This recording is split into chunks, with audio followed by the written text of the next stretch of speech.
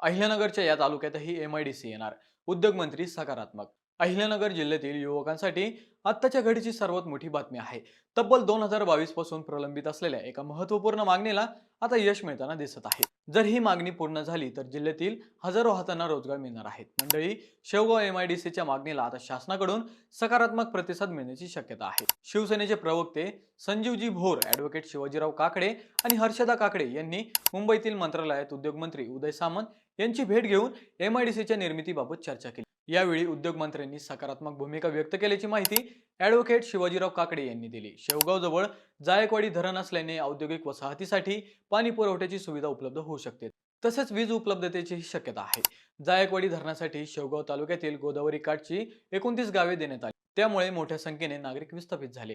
आता एमआयडीसी उभारल्यास स्थानिक युवकांना रोजगार मिळेल आणि शेवगाव पाथर्डी मतदारसंघाच्या अर्थचक्राला चालना मिळू शकते. तसेच जमीन उपलब्ध करून देऊन भूसंपादन प्रक्रिया तातडीने सुरू करण्याची मागणीही करण्यात आली आहे.